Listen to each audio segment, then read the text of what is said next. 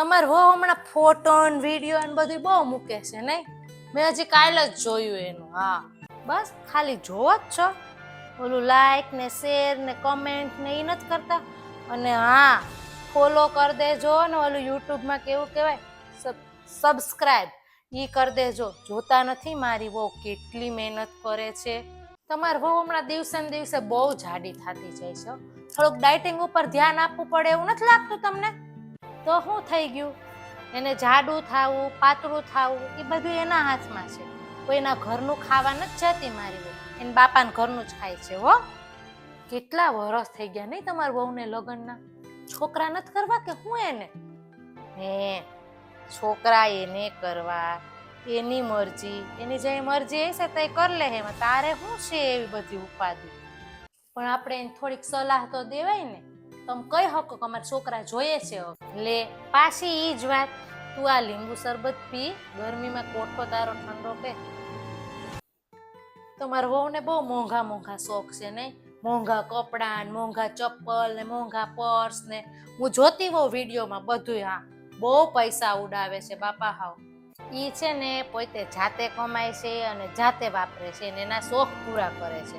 તું કમાતી હોત તો તું તારા શોખ પૂરા ના કરત ને તો બસ ઈ શોખ પૂરા કરે છે. એને પૈસા ઉડાડવા ના કહેવાય, આપણે જાતે કમાય ને આપણા શોખ પૂરા કર્યા કહેવાય. હા પણ તમારું વહુની બધાય કેવી વાતું કરે, તમે સાંભળ્યું કે નહીં? હવે તે સાંભળી લીધું ને? બસ હવે મને ભૂલથી તું સંભળાવતી નહીં હો. પછી હું તમને બધાને સંભળાવીશ ને તો તમારા કોઈથી સહન નહીં થાય. એટલે એ બસ તમારા પૂરતું જ રાખો બધું, મારે કાંઈ નથી સાંભળવું.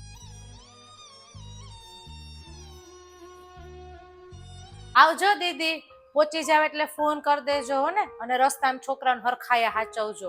આવજે હો બટા, પાછી વહેલી આવજે મારી દીકરી હો ને. ડેનિસા તને જરાય શરમ છે કાંઈ? કેમ મમ્મી શું થયું? અને મેં શું કર્યું વળી? તારામાં જરાય સંસ્કાર જેવી ચીજ છે કે નહીં? મારી છોકરી જાતી હતી આવજે દીદી આવજે દીદી કરતી રહી, પણ એકવારે મોઢામાંથી એમ બોલી દીદી હજી રોકાઈ જાવ થોડાક દિવસ. મમ્મી આટલા દિવસ દીદી અહીંયા રોકાણા, મેં એને કેવી સારી રીતે હાચવા. ઈ તો તમને ના દેખાણું, બસ જાતા હતા ત્યારે મેં ખાલી એટલું ના કીધું કે હજી વધારે રોકાઈ જાવ. ઈ તમને તરત જ દેખાયું. પણ તમે મને એક વાત કહો કે મારા પિયરના જઈ આપણી ઘરે આવે તો તમે એને કેવા કહો છો કે હજી વધારે રોકાઈ જાવ? અરે રોકાઈ જવાનું તો વાત મમ્મી પછી છે, તમે એને સારો વ્યવહાર નથી કરતા. અને હા મમ્મી આ સંસ્કાર છે ને મારા માવતરના ઘરના નથી, અહીંયા આપણા ઘરના જ છે. કારણ કે તમે કીધી મારા ફૈજીને કોઈ દી રોકાવા અહીંયા બોલાવ્યા છે અને એ બિચારા જાતા હોય તેથી તમે કોઈ દી કીધું કે હજી રોકાઈ જાવ?